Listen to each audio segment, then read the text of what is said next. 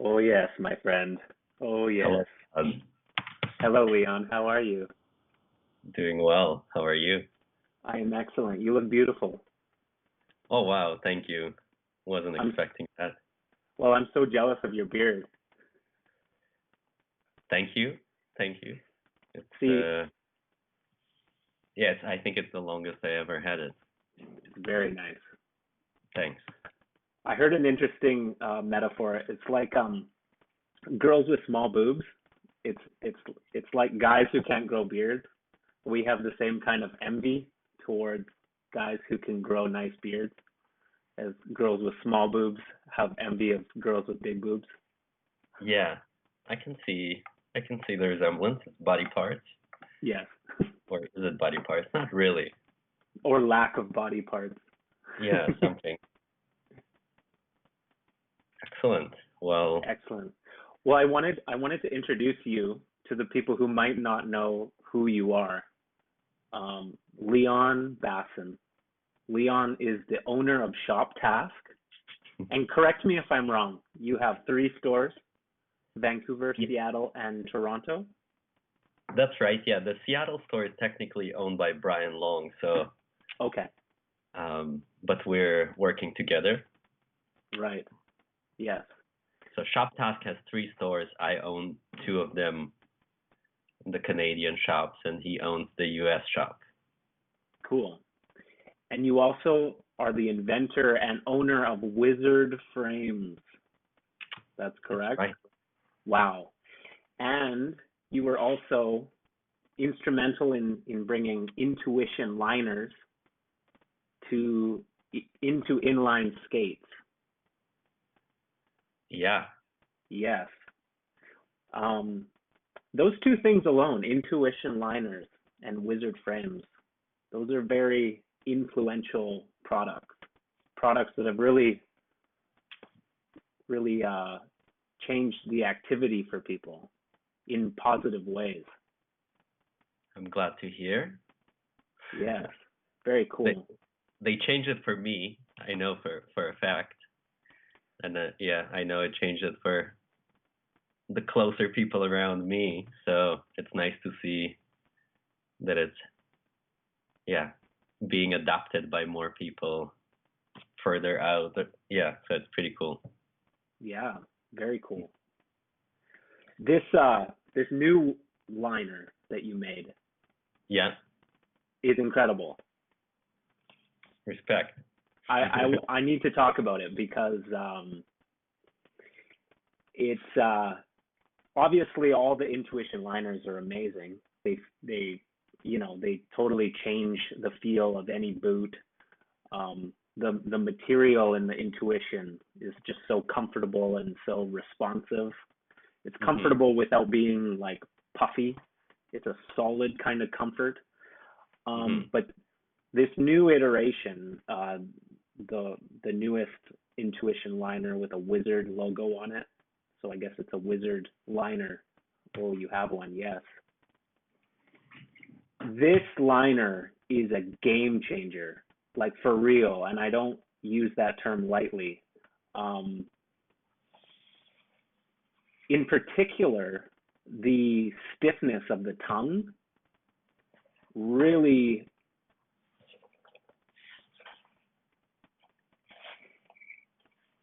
So I'll let you know how I experienced it, and then you can tell me kind of what kind of thinking went into making it. But it's almost like that stiff tongue. It's almost like so much power comes from the shin that it hmm relieves pressure from the foot. Like my feet don't get nearly as fatigued um, skating this liner, and you can really feel the power from that stiff tongue coming from the shin. hmm Like it's incredible. So what was your thought process with making that liner?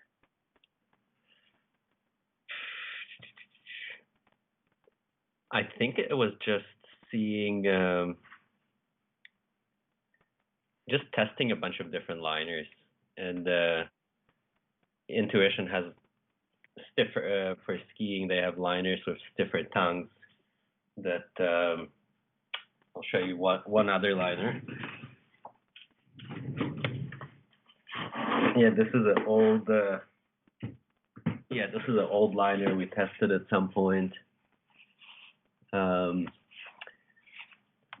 That has a really stiff tongue as well, but it goes all the way to the bottom. So we tested this a long time ago. Is that a ski liner? Ski boot? No, that's a. Joey talked about it recently. That's essentially the V2 mixed with one of their ski liners, like one of their most popular ski liners. So it has a really, really stiff tongue, and it's a little bit taller. Yeah, so I can see it's tall. We made a couple of changes here. This liner actually has a wider tongue as well. I don't know if you can really see it. Yeah, I can. But it's wider than the V2, so maybe the V2 kind of comes. So essentially, it just kind of fills in the shell a bit more and maybe moves around a little bit less. Yeah. And it's more substantial, so yeah, it just seems to work a little better. But we decided to not go all the way. Yeah, not go all the way down. Yeah. Because it seems to, like, once the skate is laced up, it maybe wasn't necessary. Like, there was no need to create all this extra, like, pressure on top of the foot. And it seems like for forward flex, that seems to work, how it only goes down halfway. Yeah, exactly. Like, this is, seems to work. Yeah. It's funny because, like, I never really thought of liners as being so important, but, like, it's everything, really. I mean, that's the first point of contact to your foot. Yeah, it's interesting. Yeah, the liners are, I kind of saw them as the first thing. Like, it should start from the liner, and I think that's also kind of how intuition, like, really early when I had kind of started talking to them and working with them. I know they looked at it as ski companies hired them to make liners to fix their boots, essentially. Right. If that makes sense. So a company would have a boot with a pretty cheap liner that was made in a factory that's not specializing in liners. Yeah. And intuition would make a product that would fix or improve the performance of the shell. But the owner of intuition always looked at it as, it should start from your foot. Like, there needs to be, the design needs to be like the liner first, and then you design a boot around the liner. Definitely. That makes more sense. Yeah. It's always an afterthought in every skate, every ski boot, because it's something internal that the customer might not appreciate as much. You look on all the fancy things on the outside, right? But it's what's inside that matters. It's so true. It's so true. And that kind of, like, when you first put them on, or that feeling when you put on, it's all the liner. You're not feeling the boot at all. Exactly. And going one more point on it's what inside that counts. I think that now is like the intuition slogan. Nice. So I think they have Crystal, like the CEO, I think she came up with it or someone came up with it, but like in the past couple of years they've been kind of promoting the concept it's what's inside that counts. And the design, like you see a kind of like a sketch and outline of the boot, but you see like the liner is like the main thing, like it's almost like a see-through outline of a ski boot. Right. So yeah, I really believe in it. Oh, 100%. And also I guess from my perspective, being a store owner and dealing with people that are maybe not skaters yet, that are coming into this industry, um, I guess I was always seeing barriers to entry into skating. And when we started working with Intuition, we started selling ski boots that had Intuition liners in it. And I could see the response of, the general public when they try on a comfortable liner. And that kind of clicked in that one of the barriers to entry into rollerblading is the comfort. So what's for us as skaters, or for many years, skating was huge, and then it became super small and super niche, and we had all those products that developed really far, like what Seba developed at the time, what Sebastian developed, like boots with integrated liner, like carbon fiber, and many other companies, of course, like technology have gone really far, like what Adopt has done, and so it's gone so far. But then for experienced skaters, it's great. But then for the general public, they're coming in, and if you buy a high-end performance skate, it doesn't have that comfort that the general public might want. Yeah. So anyway, it's like I realized that it doesn't matter how good your equipment is. It's like if the regular person coming into the store new to skating, not finding it comfortable, you kind of lost them right there. So before and develop anything else, we have to start with the liner. So that was, kind of like me being super lucky that being in the same city as Intuition being the company that they are, I just had like an amazing opportunity to, like the random K2 rep told me to carry Jason Woodkey because he was selling K2s to me. It's like, we brought in some ski boards because we wanted to keep our business going in the winter, and we're like, well, maybe we'll bring the short skis because it's a good transition from skating.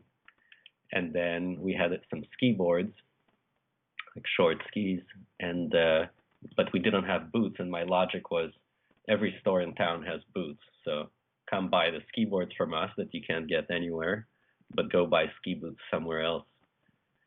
And then one year he said, like, Leon, you gotta get full tilt boots. I think you'll sell a bunch. There's not too many people locally that sell them. They have like amazing liners, blah blah blah. So thanks, Jason, for that. And from there, seeing that interaction with new customers that I haven't dealt with before, and them coming in, buying those full tilt boots just because of the liners, in my opinion. Like, there's a lot of hype around this brand from more freestyle skiers, but a lot of the customers that were buying them were just people that had money that wanted a comfortable ski boot. So that's where it kind of connected. Oh, like a person coming in, spending $500-600 on a boot, no problems, just because we were able to solve the comfort problem. Because they had other ski boots that weren't comfortable, and that's when I realized, like I think the consumer that is not yet buying skates will pay an extra $100 or $200 if it's more comfortable, which is something that I think at the time all the companies were looking at as an afterthought. Like, they'll pay the extra $200 if it's carbon and not plastic. Right. And that's something that the customer just doesn't know until they get to a certain level of, I went off a little bit there, but the point is, I think it's not the most important, to go back to your point. I think it's not the most important thing. Because if I had the liner and I had the wrong frames, right, that wouldn't work, in my opinion. Like, if I was skating on a 3-wheel by 110 or whatever with this liner for how I'm trying to skate, it wouldn't matter what liners I have. Of course. But initially, for someone starting getting into skating, that's key.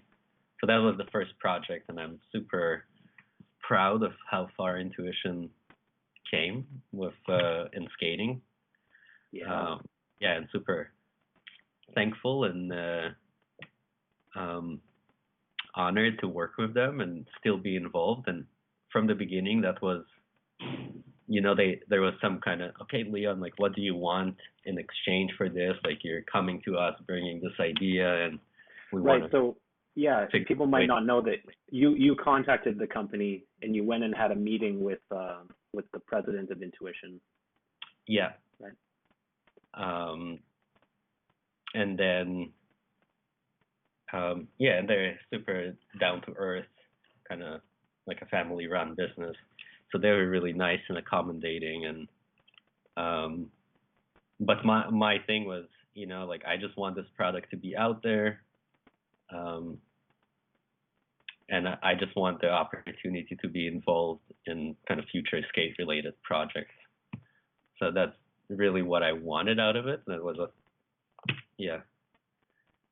obviously they compensate me in different ways, but I think the most important is the fact that there's this product and we can keep innovating this product and we can work with new brands like them or FR or Wizard and make liners that will make those skates even better. Yeah. So I'm really thankful to be still involved. And I hope to be involved forever with this company because it's fun and we make great products together. Yeah, the product is amazing. The patented foam, like if people don't really know, like the foam it's a very special kind of foam that's not it can be very thin, but still very comfortable, which is special to that. It's all about that patented material, right? Intuition. Not really. No. Like there's materials that come pretty close, I would say. Yeah. Intuition does, and I went to China at one point. I think in 2018. Yes, at end of 2018, I went to China to the Intuition factory. So the Intuition has their own foam factory in a different city in China, and then they have a factory that assembles, like, that makes the liners. Yeah. So they're not just buying the material somewhere. So it was really neat for me to see it, even though I heard the stories and whatnot, but seeing like the machine that makes the foam, it's like a couple 100,000 machine that like the owner of Intuition at the time, took all his like savings to just buy his own machine too. Wow. There's like years of kind of like working with certain companies. I think at the beginning they were working with a company in New Zealand that was making foam, but then they're also making foam for other companies. And so long story, they, from like a small company. And I always relate to it because I see that I'm not dealing with Salomon or Rollerblade or Technica or whoever. It's just a guy in a way like me that just wanted to make a good product and invested in things that he might not pay off. It seemed like risky, but it kind of worked out. I think if the intentions are right,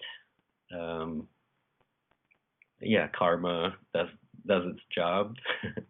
Yeah. So anyway, long story, seeing that they have their own foam factory and seeing how they test everything and how they have like their own formulas in certain areas in the factory that like no one can access. Like I can see the importance of having that proprietary formula essentially to make the foam a certain way. Yeah. But at the end of the day, it's not just that. It's the relationship of the same factory that they've been working with to stitch it, and like working with other companies to laminate the materials,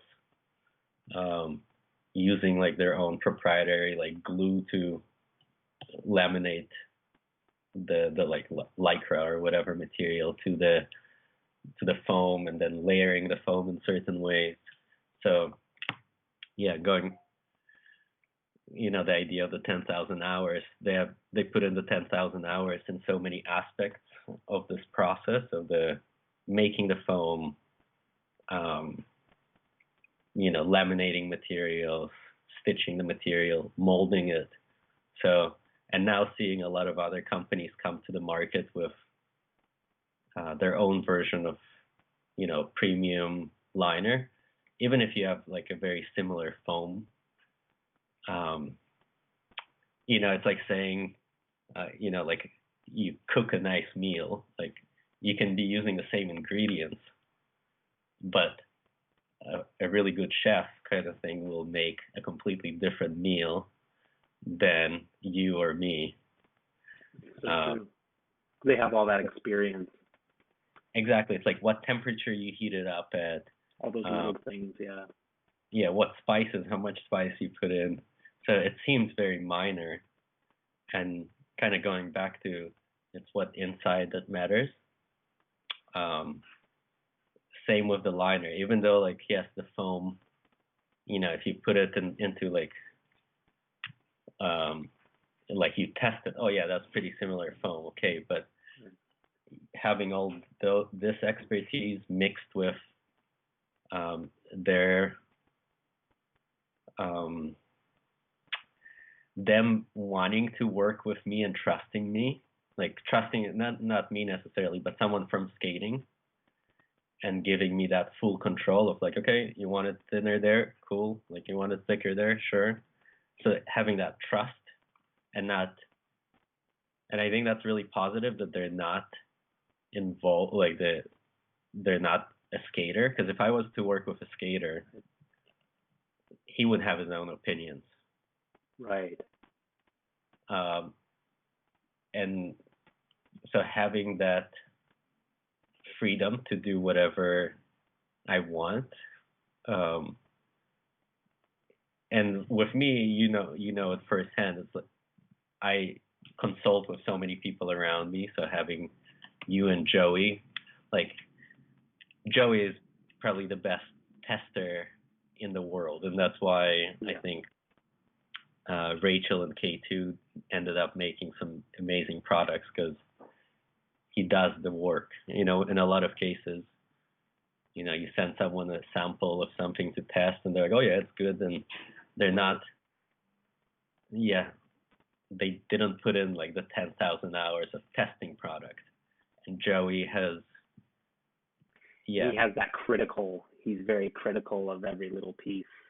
Yeah, I owe so much, like over the years, to Joey for just always being there, like a text away, like, okay, Joey, I'm submitting this Intuition version 2, like, what does it need to be?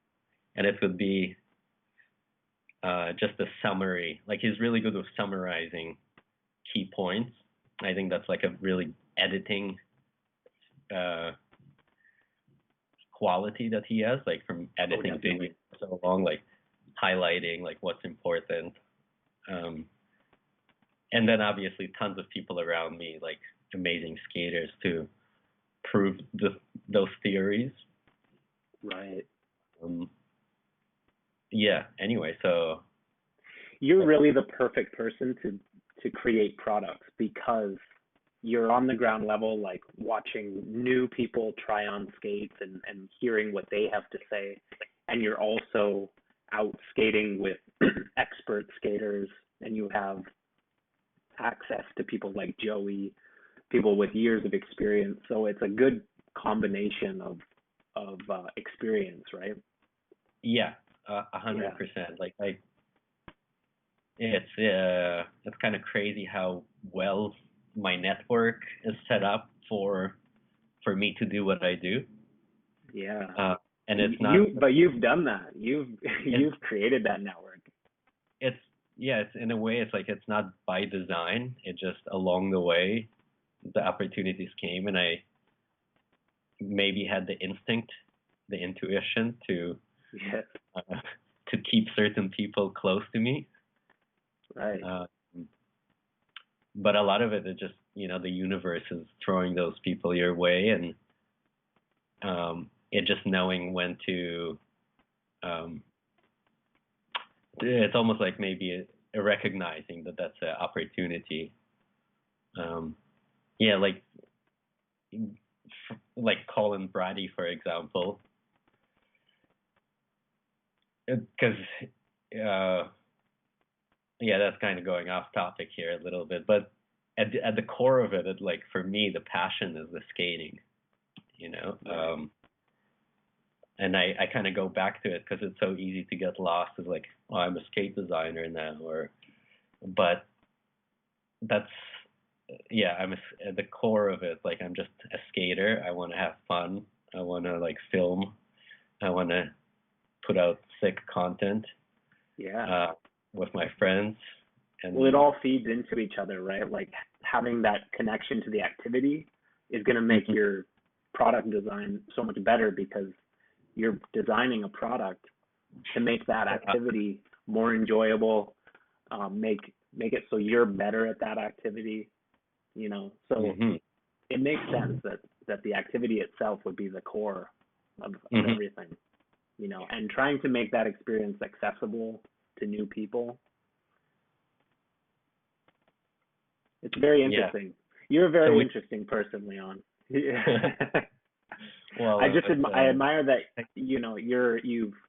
your entire life is kind of your focus is this. Like you don't have a day job. Your whole life is rollerblading, making rollerblading better for people, making it better for yourself. It's very interesting. yeah, it's still like I'm kind of swimming in unknown territories in many aspects, like, but yeah, just kind of going day by day. Opportunities come up, and yeah, sometimes you get lost. Like, what am I doing? Like, what's my purpose really within in the world? In life. Right. Um, like, who cares about rollerblading? But I think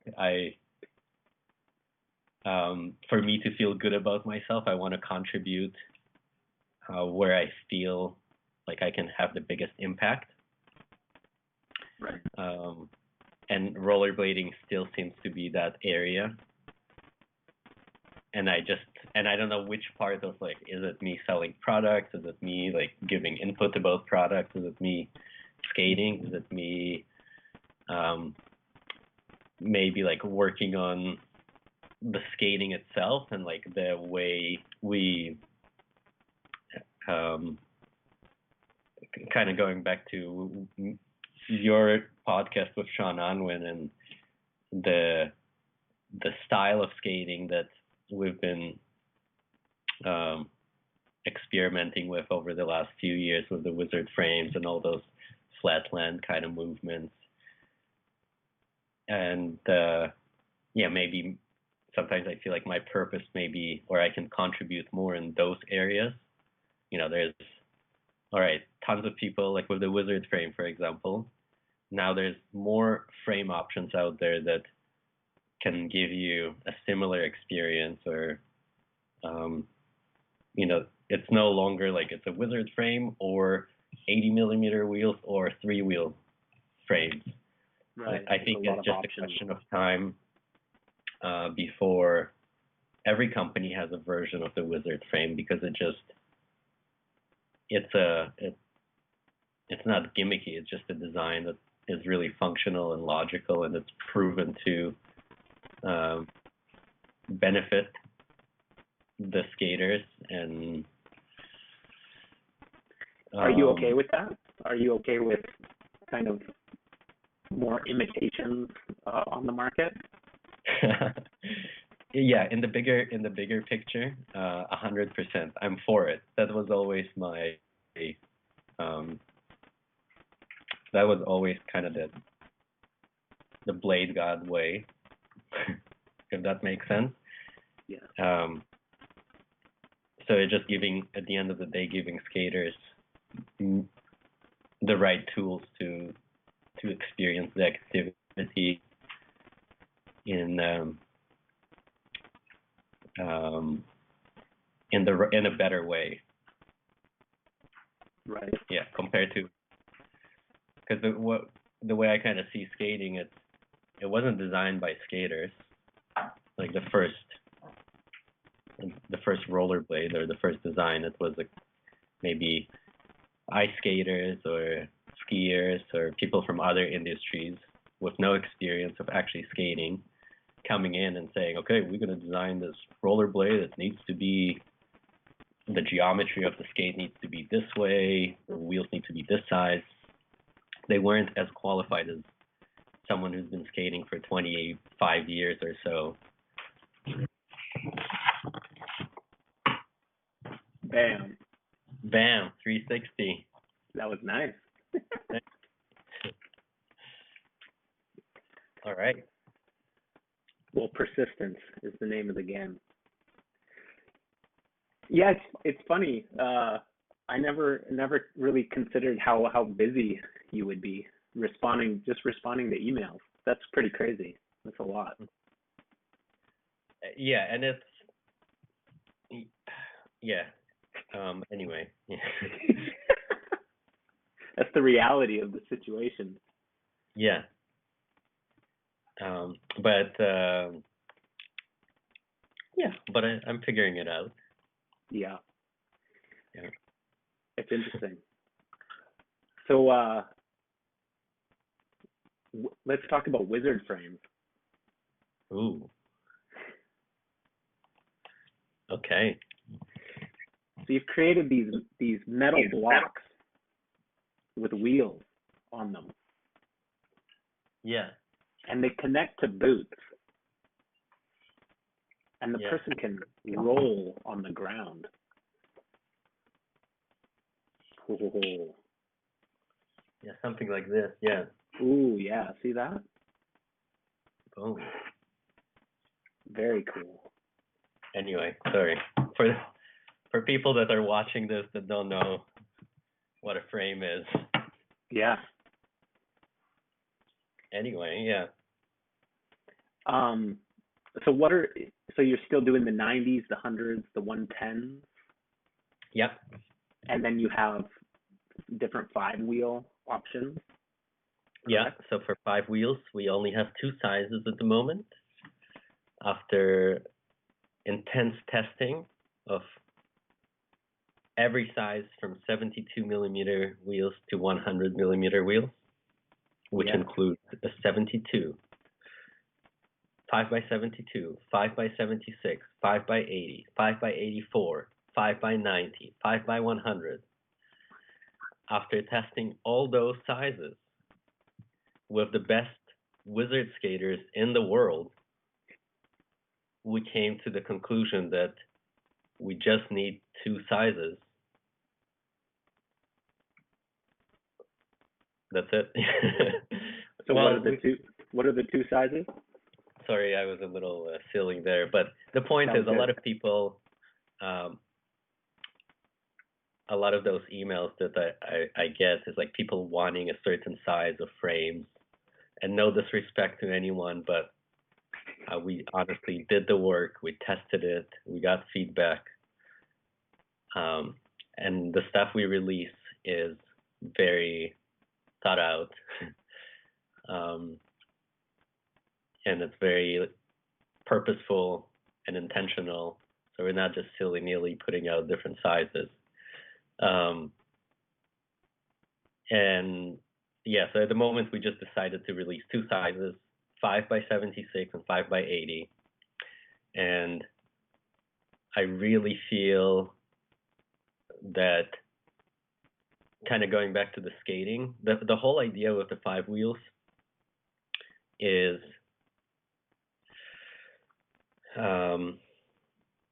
so with wizard skating, you know, Oh, this is going to be a long one. That's fine.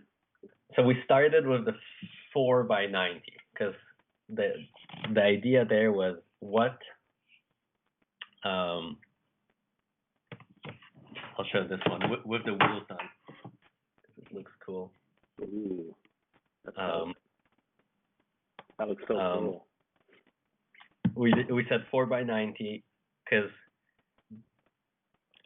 this concept is like the frame that would work for everyone. It's the all-purpose.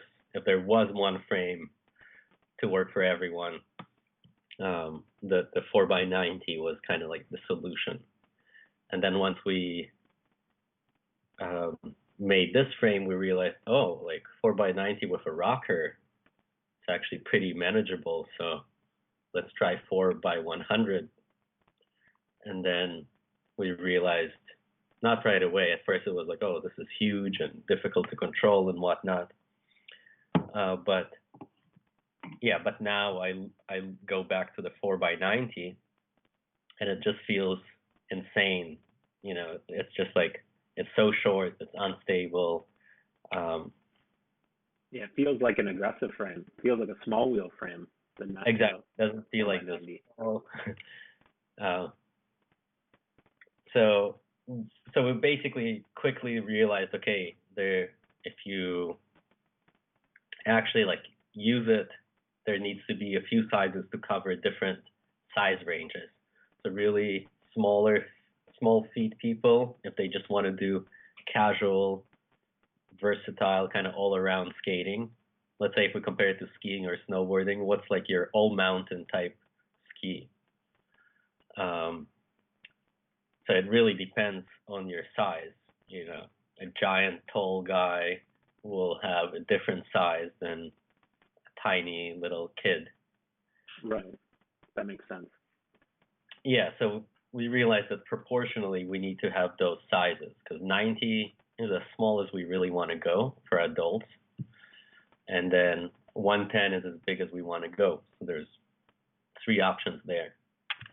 Obviously, as an experienced skater, you can always switch, you know, like myself, if I was a complete beginner, I would probably need the 90s, but for me, I can do the 100s or the 110. And it depends what purpose. If I want to skate long distance, I want to skate fast. Every frame has its own little benefits, you know? Yeah. The bigger wheels give you more speed, more shock absorption, more glide. Maybe nice to do like certain slides or things like that. But then the smaller wheels are lighter, more nimble, quicker turning radius. So essentially like flatland kind of wizard style skate moves will be easier. I like the 90s for like more aggressive style wizard skating, like jumping stairs and doing jumps, and even if I have a sole plate, like doing grinds. For me, like the 90 is almost like the aggressive style wizard frame in a way. Yeah. And that's where it kind of started, you know, like coming from aggressive, the 90 was the first. Yeah. So the 4-wheel was kind of created as the frame for everybody, you know. And then we realized, like from the equipment then came up a certain way of skating. Kind of what happened with Big Wheels 2 and, you know, wizard frame testing, and, you know, we realized, oh man, like using our skills from aggressive skating with this new equipment, we can really like experiment with new ways of skating. Yeah. And the style of skating that is still undefined in a way. So then it kind of became, now we have 2 users. So if you think of like skating was really specialized, you have speed skates, you have slalom skates, you have recreational cheap skates, you have hockey skates. And then from all this, like all those options, the wizard kind of concept was like to bring it to like, okay, one thing that will work and can do all those things, not as good as all those things specifically, but it's the only skate that can be a fusion, and you can do hockey, you can do aggressive, well, not aggressive, but you can do tricks and jumps, and you can, because you're on a supportive, stable UFS boot, and you can go pretty fast because the wheels are big, and you can do some slalom because you have the rocker. So just kind of taking the things from everyone, and not specific. It's not going to be the skate I would recommend for speed skating. You know, if you want to do speed skating specifically, get a specific skate. So it went from very specific styles of skates to one general skate, and then we realized that, oh, okay, now there's like two users. One that's like just a general user, but some users that are like aggressive skaters that are starting to push this into this new direction.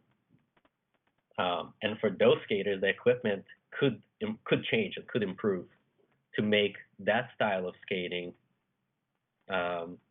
easier, more, yeah, it's with aggressive skates, you know, slowly they put the sole plate on and the wheels became smaller, and the boot became more supportive and whatnot over the years. So same thing with this style of skating, which is, yeah, kind of what people are mostly doing on wizard frames.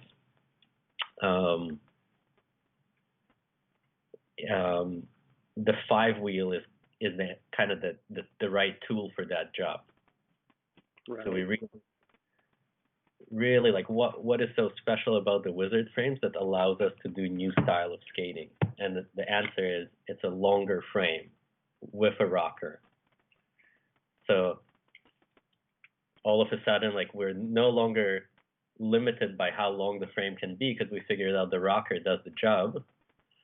So now we're like, okay, what's the right length for us to do like different tricks, like the gazelle or whatever? How long do they need to be before they start like limiting what you can do with them? Or before they become too heavy, and how small the wheels need to be for being maneuverable enough and whatnot. So after a lot of different testing, we realized that the specific kind of style of skating of what people are trying to do with it, which is be very playful on flat ground and really explore the possibilities of movement on skates. The right size, it's again relative to your body. So when, you know, yeah, we truly like recommend like the 76 and the 80, even though it might not seem like a big difference. But when it's 5 by 76 versus 5 by 80, it's enough of a difference where your wheels start lining up in different positions under your foot. You can still do it, but if you really want to, let's say if one day wizard skating was a Olympic sport, there would be like a standardized equipment. And, you know, like in hockey, you know, the frame needs to be a certain way. It's very specific. So with the 5-wheel, it's kind of going back into this like really specific purpose-built product, not for general skating. It's more for a specific purpose. And that's where, if you're of a certain size, I would, you know, I get really annoyed when people tell me like, I'll just go for the 80 because I have 80 millimeter wheels.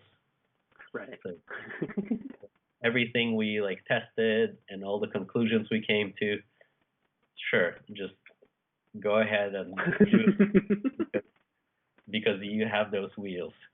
You know, you're spending $400 on a frame.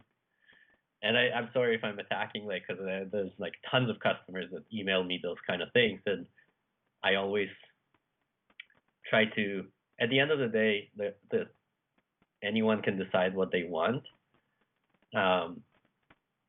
You know, you can buy whatever equipment, and I think that's the beauty. Like, you can push skating, and it's very free and go in any direction. So I don't want to kind of like restrict people. Like, no, you got to do it this way. You know, you have to use this size. So at the end of the day, I can just give my advice. Yeah. And they can do whatever they want with it. So And I think maybe over time, but at least if I gave them the advice and they go and they try it, they're like, oh, this is too long for me. Like okay, and then they might start thinking, oh yeah, like that's why wizard skating is recommending this size for my foot or whatever. So when you're going out there and you're trying gazelles or you're trying to do this style of skating, but then you bought the wrong frame. Right. Again, not that it's crucial. Like you can use any equipment and you can kind of, but we really, I feel like from testing and even like with you and Joey, you know, it took years for Joey to message me and be like, Leon, I finally figured, like, I see the purpose of the 80s, like the 580s versus the 4100s. Like, I get it. That's for this and this is for that.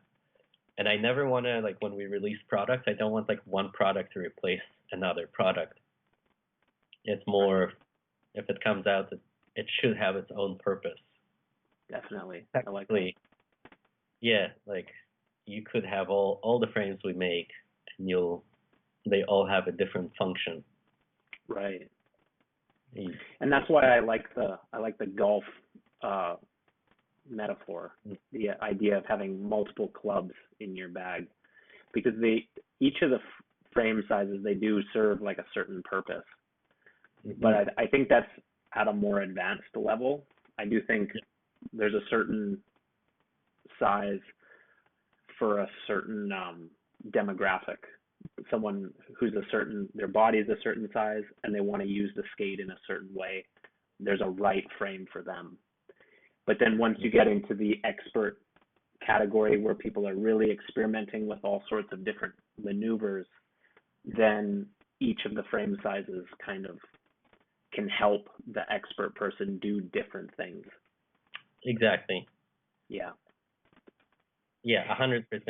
Yeah, but someone who never tried wizard frames, you know, making up his mind of what's the right frame and not taking the recommendation seems to me a little, annoying.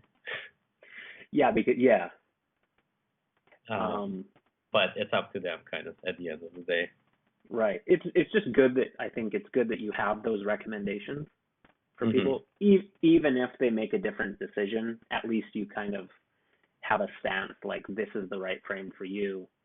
Yeah. I think. I don't take it personally anymore. You know, I just remove my. It's like I say, I think that's how it should fit. That's the size, and that's it. Or like if they're using it if they're using the frame with a different boot, I feel obligated to say, you know, cool. Like I always, before we send every order, I always touch base with customers to see what boot they're going to use it with. And I feel like I have to let them know if they're using it with an M12 or like something that is not going to perform well. I just need to give them the heads up. It's like, cool, like it will work, but if you want to get the best performance out of the frame, you know, you really need a more supportive boot with whatnot. Right. Anyway, so it's challenging stuff because you're dealing with their preconceptions, like what they're used to, what they're coming from, you know, which is really going to affect the way that they experience the skate at first. Like it's crazy to think that 90 mil used to be like a huge wheel. Like when you first created the 90 mil, like it was crazy to us to skate a 90 mil wheel because everyone was coming from a 55 or a 60, you know. But now that we've adjusted what we're used to, 90 mil is small, or a 4x90 is a small feeling frame. Yeah, it's all like what you're used to, and these things could continue to adjust, you know, into the future based on what people become used to.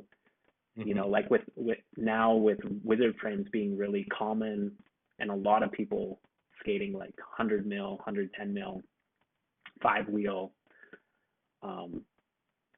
You know, people could get used to certain things, and then new things could become possible based on what they're used to. Yeah, exactly. So we still didn't figure anything out. I think we're still at the beginning of, you know, we're still at the really early stages. But we did put in years into yeah. And just like all the different frame sizes that we've made and tested and figured out, came to conclusions. Definitely. Yeah. So what are you on right now? What are you skating? I'm on.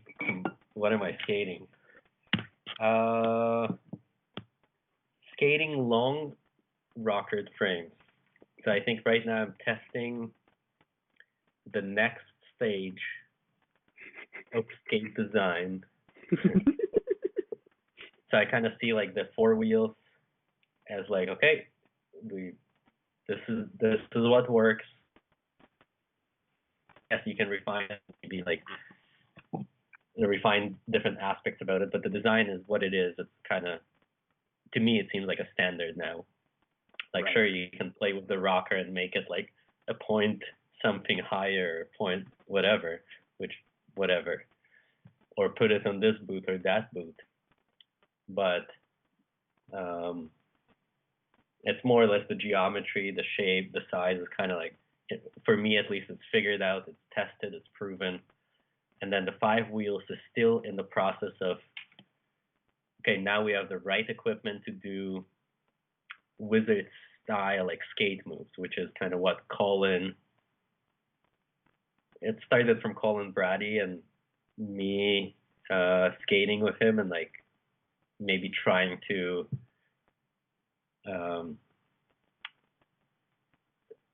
see this as like the beginning of a new direction.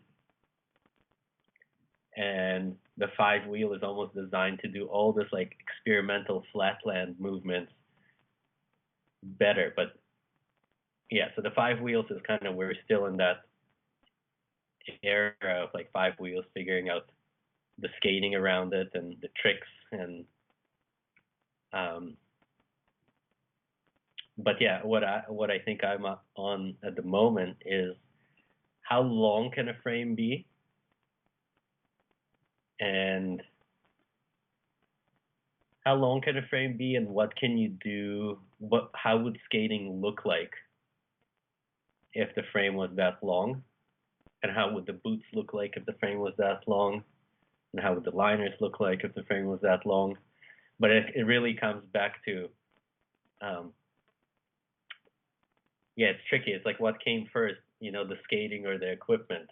In aggressive skating, the equipment wasn't aggressive equipment, but the skating pushed the equipment to become aggressive. Right. So I think in that stage where and it's just like fun for me. It might not go anywhere, but I think that's the passion, is to figure out how skating might look eventually, or what are the possibilities of human movement on wheels, and do the frames need to be longer? So you like to experiment with those kind of fringe ideas. Yeah. Is what you're saying. Like, so you're on a long frame. Are you on the 5x90? Maybe. Oh, it's okay. Top secret stuff.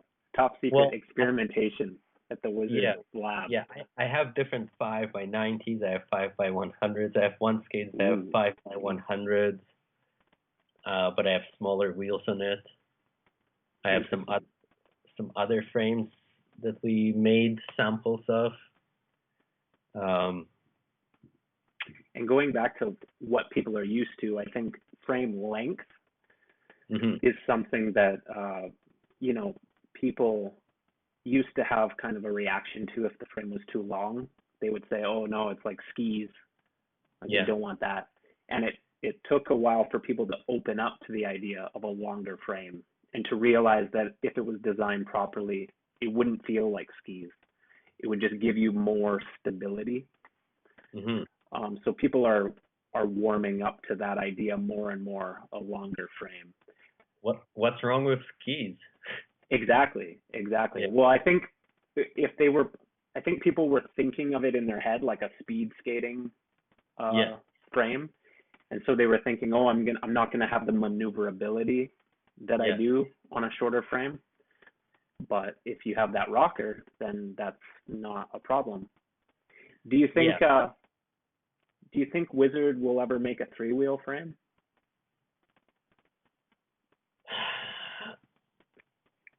I can't see it. Like yeah, I just don't I just yeah, I don't think so. Anything is possible, but I just yeah, it just seems like backwards. And so in terms of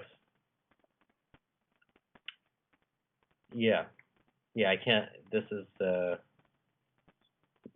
it's almost like the reason we made five wheels is because I was so pissed with the three wheels. Like with the kind of like concept of the three wheels. Not that it's not. I'm sure there are people out there that are loving their three wheels, but that's also keep in mind they didn't try all the options. So yes, like if you have a pair of aggressive skates and you put on three wheels, you're like, I love this, gives me the speed I want. But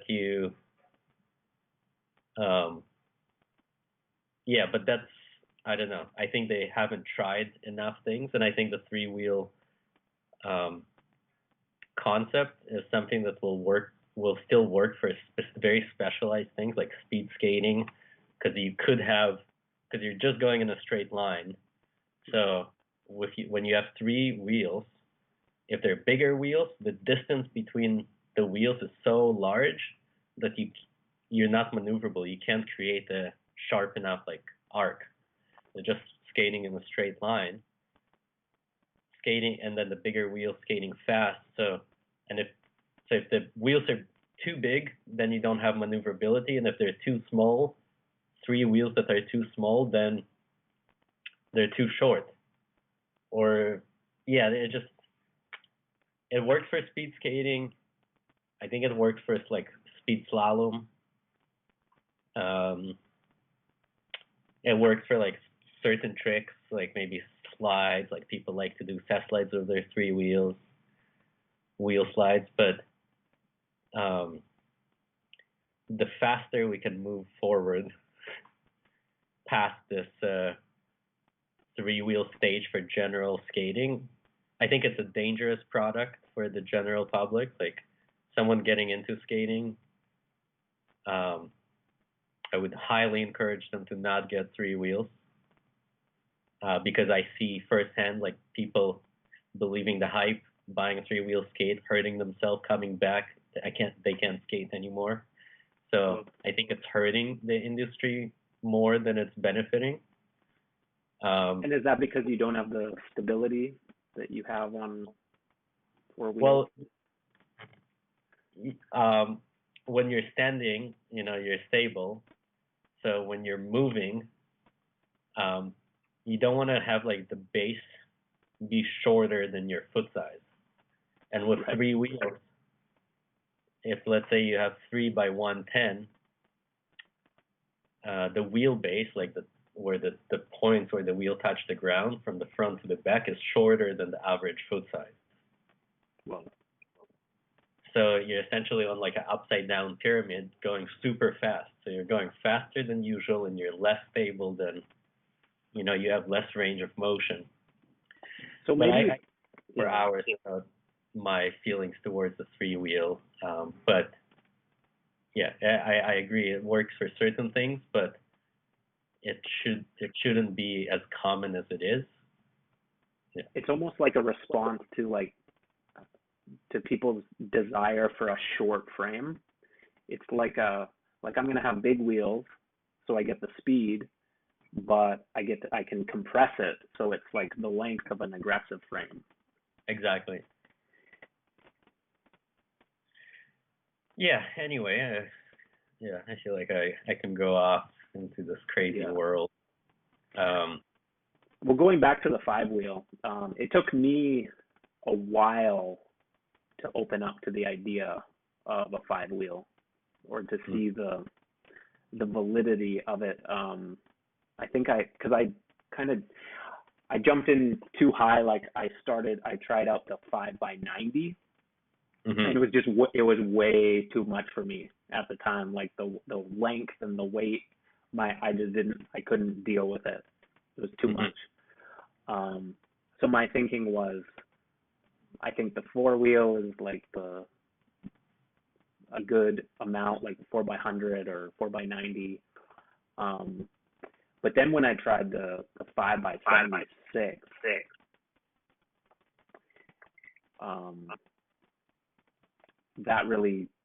that just felt amazing. Felt amazing. It's the perfect amount of, it's a little bit more length, but not crazy like the 5x90. It's just the right amount of length to give you a little bit more stability on all of your movements.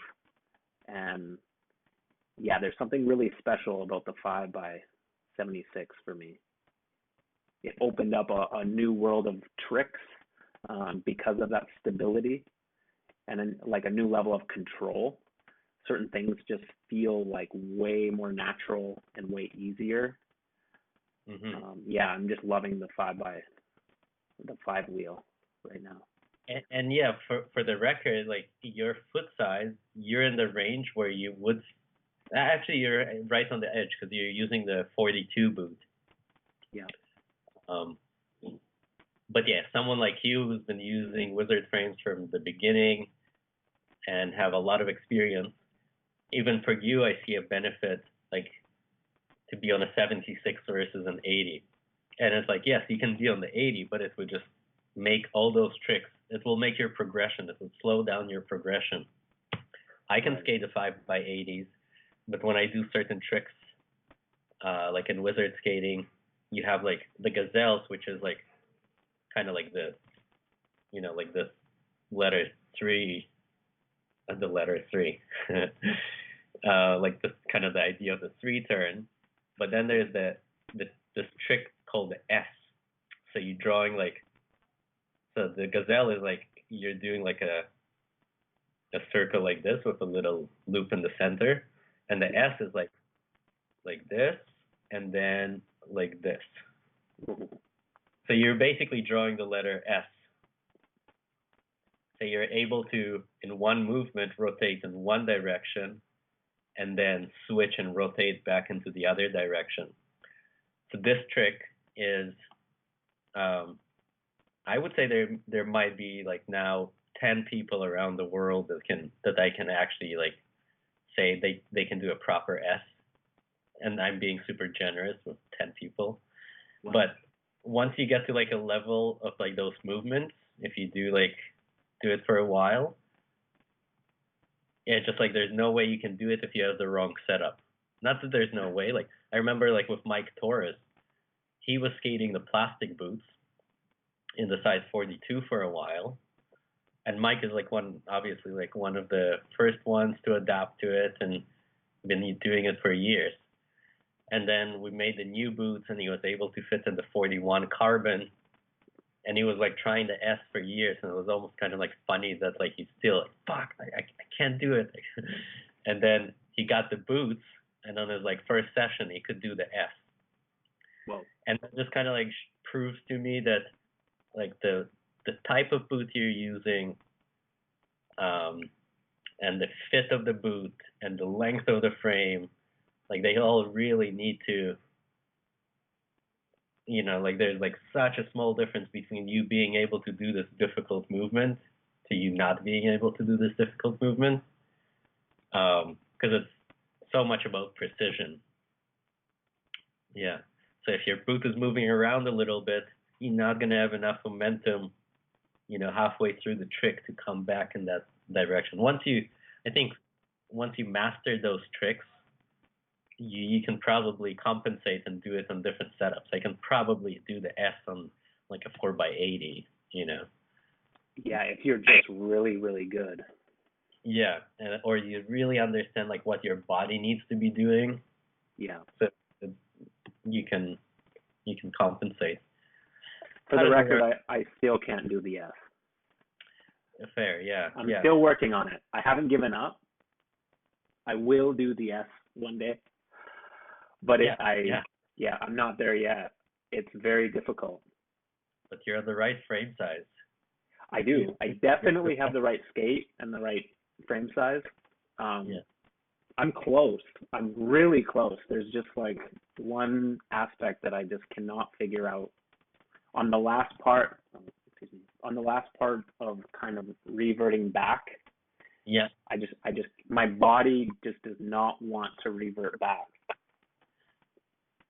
yeah. Like a quick thing. A lot of it is like the foot swing to generate the momentum.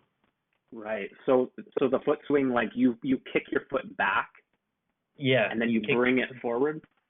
Yeah, so like after you do your first 1 foot forward lion, like Yeah. 1 foot, and then so essentially I'm turning 1 foot this way to this way, and then I kind of kick my foot this way, Yeah.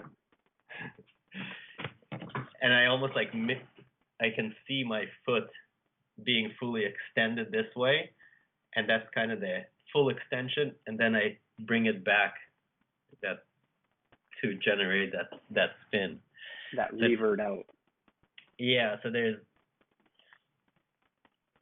and to do it well, I think the length of the frame is really important. So you can really lean here and have your foot like really far out, and then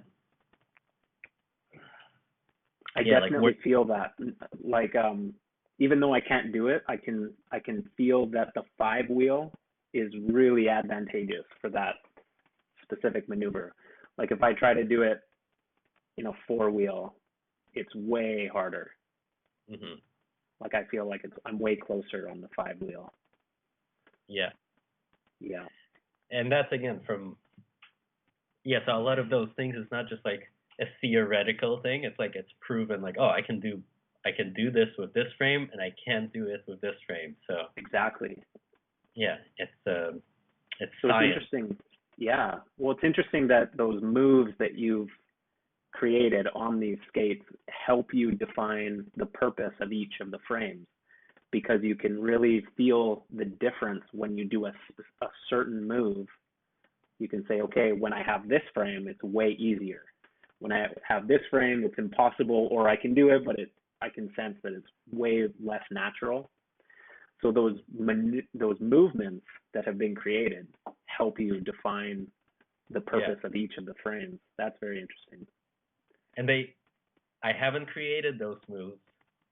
You know, the moves were always there. It's like catching them, like finding them, discovering them. You know, Right, by seeing Colin do it. You know, and then right, realizing what is he like? He's like clearly doing something here that he's using the edges in a certain way and is using his body in a certain way. Um, so yeah, oh, I think yeah, the idea of like creating the move or coming up with the move, it's like they're there. Yeah, it's just finding the way to like how to experience them or how to yeah, how to like sometimes when you do the gazelle you just know you did it right.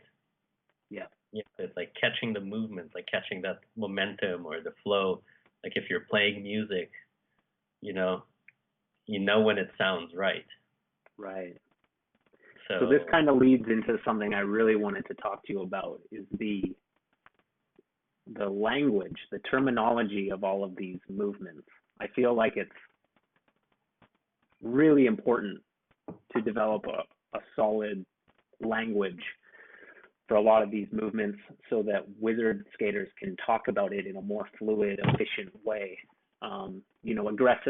Aggressive has this where all of the grinds has a name, all of yeah, the spins and all of the shuffles and things like this. mm-hmm. Wizard skating is very obviously very complex when you're talking about like flat ground movements. And I know that a lot of the terms we've started to create a language like gazelle and like Mm-hmm. S. Maybe a lot of the people listening will understand what those things are. Predator and lion and these terms. But it's just the beginning. And when you get to the kind of expert level of experimentation and fringe movements, the language kind of falls apart, and it's very cumbersome to explain to someone what you're doing. I feel like once we can communicate in a really seamless way, then Yeah. the activity itself will progress faster because we can communicate like that. And obviously, it's a very complex topic, but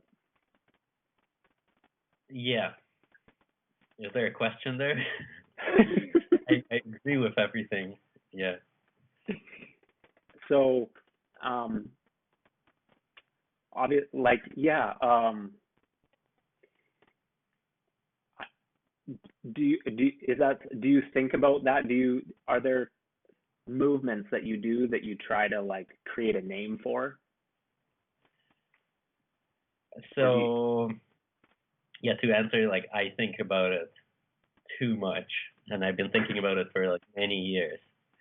And for a record, I became like a skate instructor, like a certified instructor with Skate IA, I believe in like 2011, 2012, I think 2011. So like I'm a certified skate instructor, and then I got my certification to be a slalom instructor, and I was like the first one to get certified for aggressive skating or like skate park instruction. So I think like the influence really came from Naomi Grigg and her method of teaching slalom skating and how she broke down slalom skating. She's a mechanical engineer, so she is like a really smart person, and she wrote a book about she's contributed a ton to slalom skating.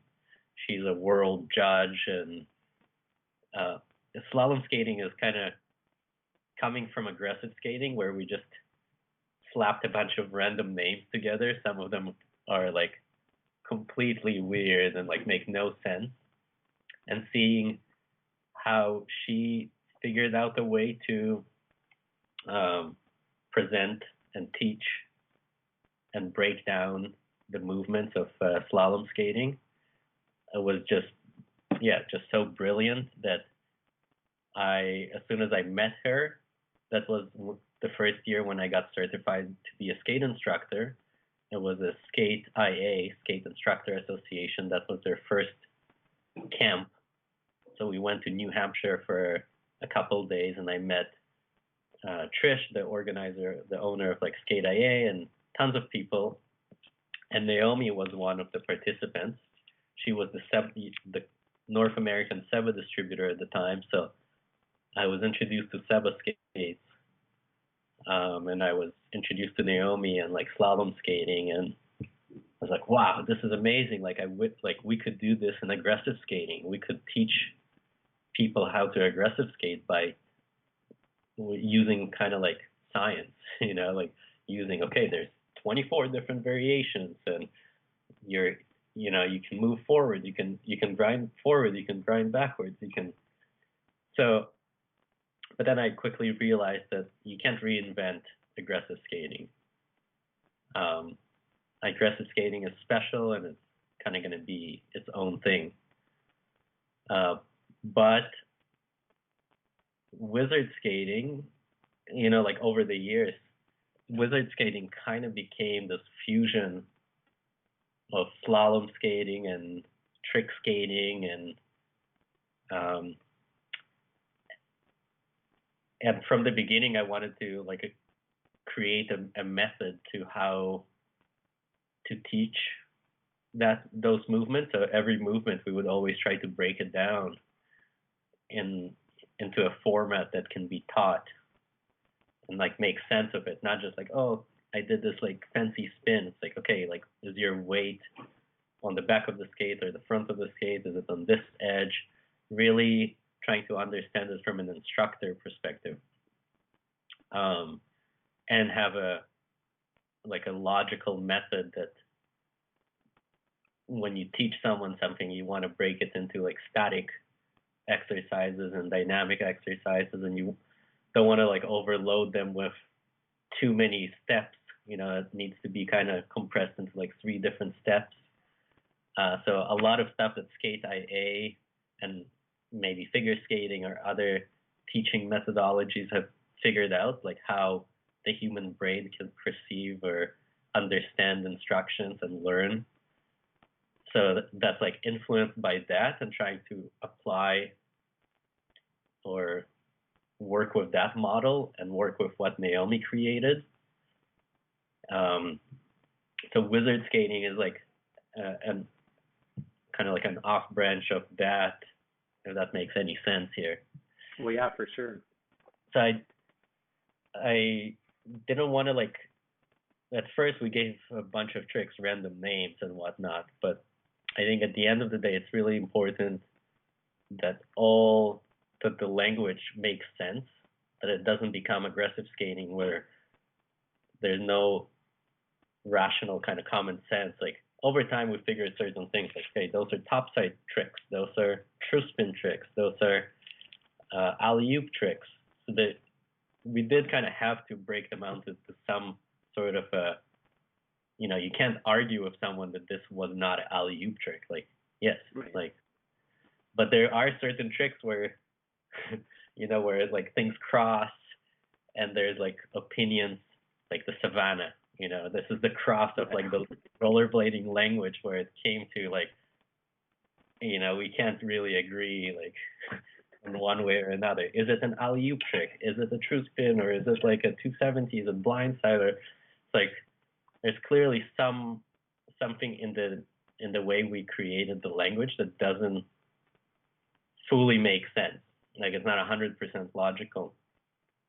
So I think I've been very hesitant with releasing something, because if I release it, or if Wizard Skating releases it, people will see it as more of like an official method or official language kind of thing, and I don't want to put anything out that I don't feel like it's fully, I don't know, like comprehensive. Yeah. So, and I don't know if eventually something will come out, and I've been kind of going back and forth, and especially recently, to what's the best way to communicate it. And there's always going to be people along the way. It's like, no, it should be called a 3-turn because that's how it's called figure skating, but it's different. It's not figure skating. We're doing it in a different way. Our equipment is different. We're doing it with a longer frame. Our body is like creating a completely different movement here.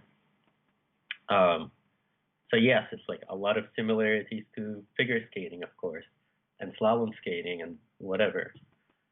But I think it needs to have its own language, so that in terms of terminology, I don't want to come around and like throw a bunch of names that silly-nilly kind of explain something, and people have to memorize them in order to communicate, or to. I wanted to over time just make sense, and I don't know if it really answers it, but I think about it a lot. I don't think it's fully there yet. There's a couple names that stuck, and I think it's the gazelle. Yeah. Which I think everyone is cool with. Makes sense. I like the gazelle. Yeah, that'll stick. Yeah, and the way we've been calling it is like the 1-foot gazelles is the lion. I don't know, just sounded cool. Gazelle, lion. There's the idea there is like, the lion eats the gazelle. It's like a more powerful predator. I like that. So the interesting thing is that like when you're talking about creating a new language, everything starts off as slang, right? Everything just comes out of someone's mouth. Yeah. And then if it clicks with the people around them, then they adopt that and they say, okay, that clicks.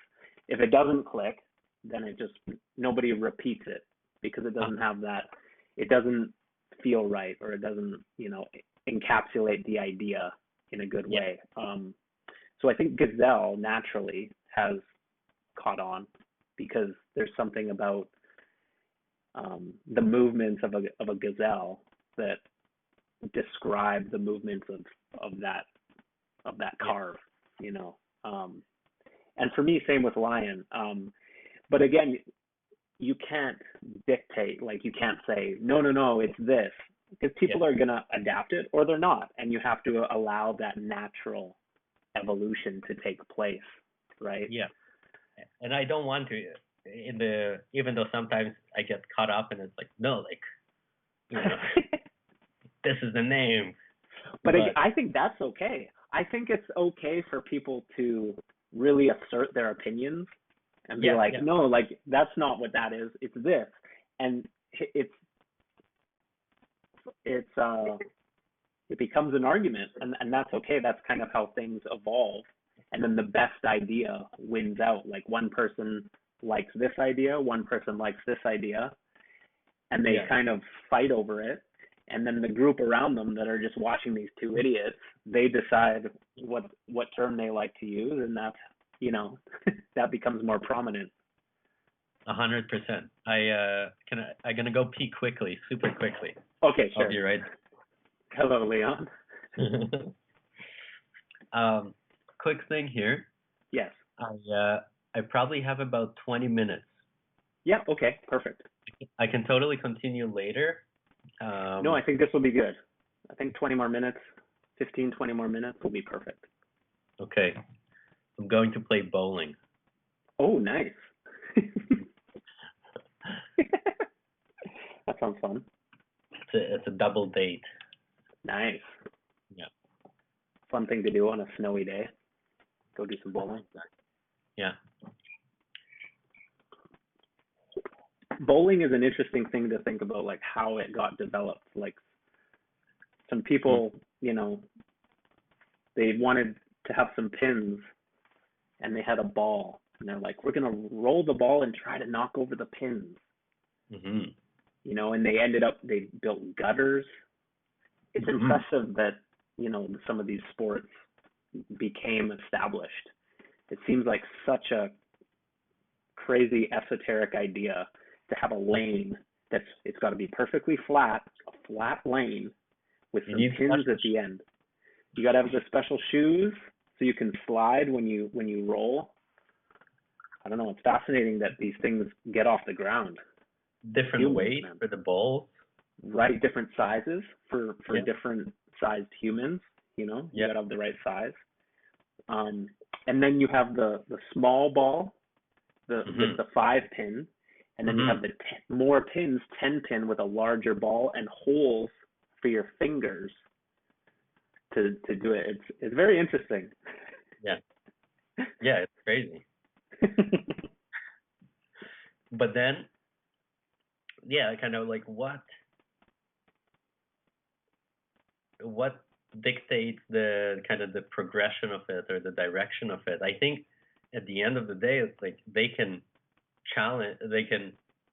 put one person against another, and one person would be better. So it goes back to human ability. It's like pushing human ability to a certain level. If the game is too easy and everyone gets 300 points, then it's not a game. Yeah. So it's like finding those games where you can see like, a really small percentage of people can do it, and you really need to put in the time and the work to be good at it. Right. If everyone is good at it, then what's the point? Right. But then it's accessible that people can go and have fun, and you might get the odd strike and it feels really good. Yeah. You don't have to be a professional. You can even luck out. Yeah. But there's levels. There's a clear difference between an amateur and a professional. Yeah. Clear difference.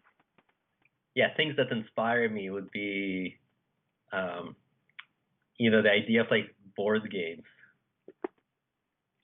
like for speaking of that language, yeah, Right. going back to the language is, you know, you don't want to release a board game where it's not fully thought out. Right. Like you kind of creating this new world. And Um, everything has to have a rule yeah. associated with it. There can't be any gray area. Mhm. You need to know, like, okay, if you land on this square, there's a certain action. It's like Yeah. scientific. Yeah, and that's like it just seems like so much thought went into creating like most of the board games. It's like how the hell, like chess for example, like is that like a one person that came up with this thing? Yeah, that's You crazy. know, like These things are crazy. how many years did it take to develop? And now it's set. Like there's no, you're not gonna change the game of chess. Like you're not gonna be like, well, now we're gonna do 10 by 10 squares Yeah. or whatever the case. Um, but I think with this new style, I think we do have we're in the stage which is really exciting, where it could be one day something that's defined as bowling or pool or like, you know, whatever board game you're Yeah. thinking of. Like, yeah, there's just so many. I Yeah, think I'm it's almost, really by yeah. those ideas of like a game, um, a way to like compete, Right. a way to improve. You know, because if it has no rules, if you don't know what's like the levels, how do you know if you're progressing? Like, it's no fun to get better at something if you don't have a way to measure your progression. Right. Do you think so? Like in piano, there's there you get books from the Royal Conservatory of Music, and there's different levels. So you start on level one and level two, level three, and so on. And in these books, it's kind of all these exercises that you need to master in order Mm-hmm. to pass to the next level.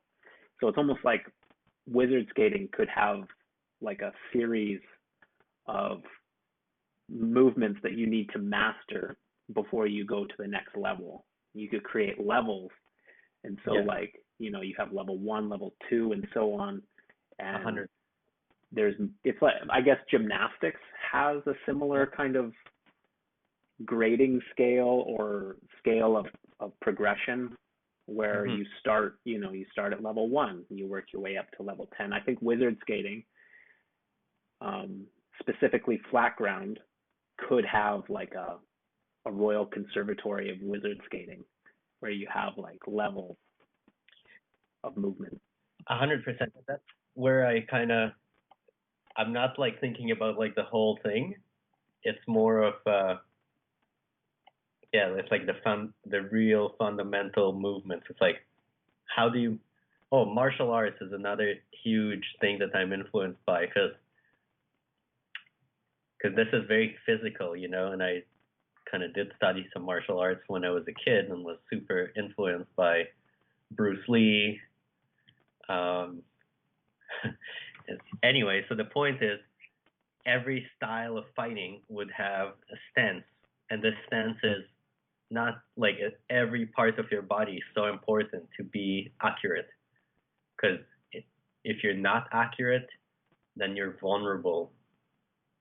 Yeah, so you want to like minimize the vulnerability in like your ready position, and every style of fighting would have its own ready position based on, you know, the movements, the kicks, and the punches and the defenses that they that are associated with that style. The stance would Right. complement.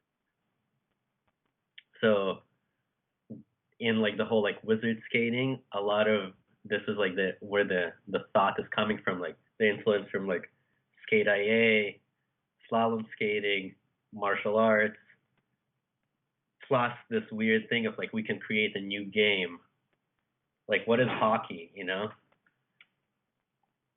It's just like you set up, yeah, it's like physical. I guess when you play chess or board games, it's just a mind thing. And then when you play soccer or whatever. It's like it's clearly a physical, but it still has rules and kind of guidelines to how to play the game. I don't know And where strategy. yeah. I don't know where I'm going with this, but Well, it's interesting because like it's almost more complex for us because we don't have a clear goal with skating. Like there isn't a ball to be put into a net or something like that. It's like it's arguable what the goal is of it. yeah, There's no winning or losing, so that makes it even more difficult to define like a path. That's why I think music is a good guide, and martial arts. Well, I guess martial arts is different in that obviously your goal is to not get hurt and to hurt the other person, right? With music, it's almost more akin to music because I mean, what's the goal in music? There's no winning or losing. You're just trying to create something. You're trying to. There are fundamentals, right? But it's not towards the end of like defeating an opponent. In skating, obviously, there's no defeating an opponent. There's just creating like a movement for yourself, a practice, and maybe exactly that's the word. That's where I kind of realized from kind of doing yoga is there's also like a relationship there where with skating, when the way I would kind of teach it would be really like working both sides of your body, like expanding your range of mobility with skates. So kind of like without skates, the human body can move in this way or this way, and those are like the limitations, or maybe it has no limitations. Your podcast with Ben Magaziner was a great reminder of body movement and mobility, and Ida Portal, and people that are like such geniuses in like the movement, or like how far humans can take movement. There's no like the statement that he said that there is no position that is wrong or something like this. It's like there's just a position that you're not trained to do, that your body's you're not prepared for. Yes. Yeah. No preparation. Lost my train of thought here. Preparation, movement. Okay, so the body, like I guess I'm just like really curious to figure out how can you move when you have skates on? What is the human body capable of with skates on? Like when you look at skiing is another huge influence. Like, they have those giant things and they can use the toes and the heels to pop. So but how the equipment, it's like kind of a mix of the two. Is like, how can we change the equipment to allow our bodies to do stuff that is not possible to do on any other tool? Like, yes, on skis you can do this because they're so long and you're positioned in a certain way and you have whatever. Or on your feet you can jump this high, or you can jump that far. Like, we figured out like the Olympics is essentially what you can do with your body without for many years it didn't have like the skis on, or like how far can you run and how far can you jump from one spot, how high can you jump. And then with skating, I feel like there was never like equipment that designed specifically to push the limits of a human movement on skates. Aggressive skates in a way of grinding, but not in a way of like, I don't know how to explain it. Like, it's not uniquely skating. Right.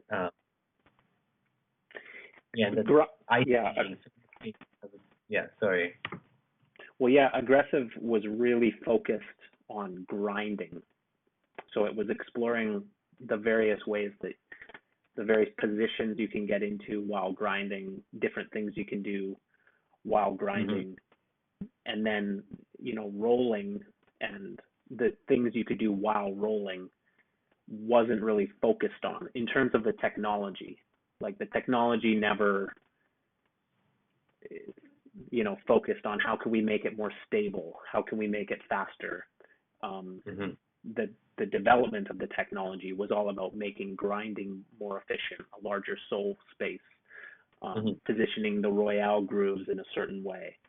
Um, so yeah, wizard frames and the idea of skating on wizards is really the first time that we're really focused on like improving our capabilities just rolling, Mm. improving speed, improving stability, having a rocker that allows for maneuverability.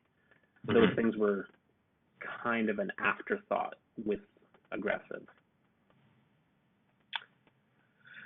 Yeah, and some people obviously took aggressive, like Dustin Latimer. He did explore human movement with skates that kind of like you probably can't do it on anything else. I think people like this Certain existed. parkour movements, Yeah, where Matthew too. yeah, there's certain things almost that are like, they're like, it doesn't really matter what the skates are. Like I'm thinking of like Kongs or like Yeah, yeah, hand plant stuff. You exactly. just want a light skate, really. Yeah, It's not really like you're taking kind of another sport and merging it with yeah, skating, but um, in terms of just the rolling, in terms of just like flat ground movements that you can do with on your wheels. yeah. That's the foundation. I think that's the foundation, and then I guess maybe looking at skateboarding, how it was like flatland is the foundation to street skateboarding. Right. So I think we're in that stage where we haven't figured out the in like the skating version of that of street skateboarding. Right. It's like we don't have a fundamentals. Like We we haven't started. yeah, we haven't figured out the ollie yet. Like we kind of have the I think the flatland stuff is like figuring out what you can do with the skates, with your body on skates, same as like what you can do in like skateboard flatland on the ground. And then Because that's the thing about flat ground is anything you can do on flat ground you can incorporate into skating exactly. any object, right? So it is the basis of everything. Yeah. Yeah, so the foundation, I think that's the stage we're at, and the equipment for me at least, or like what I found is best to explore it is 5 wheels, 5 by 76 or 5 by 80, depending on your boot size, with a certain height, UFS style boots. You're closer to the ground. A lot of people are experimenting now with like the Wizard concept, but on boots that the old style, kind of like the raised heel boots that are designed for speed skating. Um, and I think it's like you're missing out the real experience and the real opportunities of optimal like ride height, like being close to the ground, having like more control over the frames. Um, like those things might seem, oh, they're both 5 wheels or they're both 4 wheels, they both have a rocker, but you're on a boot that's like 10 millimeters higher. You're essentially like trying to do parkour on high heels. Right. And yeah, kind of like, again, I still think the UFS being close to the ground and like having the right boot, the right support is still like, I think our product, like the Wizard, like the products that we're working with or what we're using to push the style of skating is crucial to, yeah, to improve as quickly as possible. It's almost like the closest to a standard equipment. It's like back in the day, they were skiing with boots that were made out of leather. Like the limitations of like what you can do with a long ski with a leather boot is, yeah, it's like not the same. So I think we're still far away from people actually experiencing using the right equipment, like the right tools for the job. So at the moment, it's like a lot of people are trying to do gazelles, but maybe 5% of the people that are trying to do gazelles are doing it on the equipment that I would say will allow them to progress, and they're not compromising on like using leather boots kind of thing for their skis. They're on the right equipment, and and even for us, like for Mike Torres, a guy that's been skating for 25 years or more and been wizard skating for 5-6 years, for him, like what difference like a more precise fit could do to open up that possibility. So think for people that are not as experienced or not as trained, how much of a I don't know. Anyway, I'm not trying to really push like our equipment, but it's like it's for this style of skating, you really need the right equipment, because the style of skating is not even figured out yet. So to figure it out on the wrong equipment, you're not really figuring it out. Right. Yeah, you're like not even realizing in what areas you're compromised. Yeah. I don't know. Anyway. Yeah, it's interesting stuff. I'm going off here. I love it. And it's hard for me because I'm involved in so many things. It's hard for me to say like, you really got to use our boots, like, because we put a lot of thought into developing them, and like little things like the liner, like that little bit of stiffness in the liner. For someone like you who's been skating, like what we started the podcast with, like you've been skating for years, like you saying like how much of a difference this made, where in a way I'm like, come on, like it didn't really make that much of a difference. It's hard for me to really think about it. But yes, when I go back to a different liner, I'm like, oh wow, yeah, this sucks. Like I can't get the same control. And sometimes you don't realize until you try something else out. You don't realize how good the certain thing was, because you kind of just get used to it, right? Yeah. You're like, oh, is it making that much of a difference? But then when you go back to an older design, it's like, oh yeah, that's like that stiff tongue really has changed skating for me. Like I feel like I cannot skate anything else. It'll feel inferior, I think there are those leaps along the way where you try something and then you just can't go back once you try that certain thing. Like for me, it was intuition liners. It was like once I tried those and got used to them, then any other liner just felt like garbage, So it was like a clear mark. It was like, okay, this is the best thing. I mean, you never know, something else might come along, but at this point in time, this thing that I've tried, I need to have it. And I feel that way with the new Wizard Frame liner. Is like, and now anything else feels inferior. Like I need that stiffness in the tongue. I need that. Like that changes the whole feel of the skate. It makes it more comfortable. I know that sounds crazy, but like those Wizard skates with that liner are the most comfortable skate, I think, because so much pressure is taken off of the foot, and it's like you want that pressure on the leg, right? Because it's a big, strong bone. It makes so much sense. You want more pressure there and less pressure on those little small foot bones. I feel like I don't get that foot fatigue at all. It's crucial. It's so good. It's funny. I haven't even thought about it from that perspective. And you've been like one of the pickiest. Like, it's like you have princess feet. Yeah, I do. I really do. Me, my feet are very like still beat up. Yeah. Yeah, I can't. So a lot of shit. Like I can't skate. I can't skate a lot of boots because they kill my feet. I have very wide, weird feet. It's a struggle. So it's very important to me. Yeah, so that's thanks to people like you, and at the end of the day, it's like I want my friends for like customers, or to say like, yeah, this works. Like, not send me an email like, oh man, like this doesn't work, this doesn't fit, how can I solve this problem?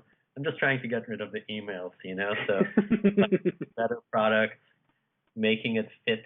They like, we put so much emphasis on the fit over the years, and like, you know, someone looking at it from the outside might not be noticeable, but so much effort to improve the fit of the skate, the liner, and it's like, it's insane how much difference it makes, that people get it and like, oh yeah, now it fits, or now I can fit into this size, and it's not done. Like, I'm still struggling with figuring out sizing and how to advertise them and how to communicate with someone who hasn't tried skates before, like how tight should skates be. Right. Anyway, so it's work in progress, but I think we came a long way, and I think we're still going to go really far and improve the aspects of the skates that will allow us to do better skating. Yeah. Yeah. Awesome. That was an awesome chat, buddy. I'll let you go bowling. Thank you. Thank you. I really appreciate you and Mushroom Blading and your management team. Carly, respect. Great to see you and your kids on Instagram. Yeah. You guys are doing it. I can't wait to see Declan strapping on skates soon. Oh yeah. Soon. He's got the dancing moves. Oh yes, he's gonna be good on the blades. Yeah. So great job, Dad. Yes.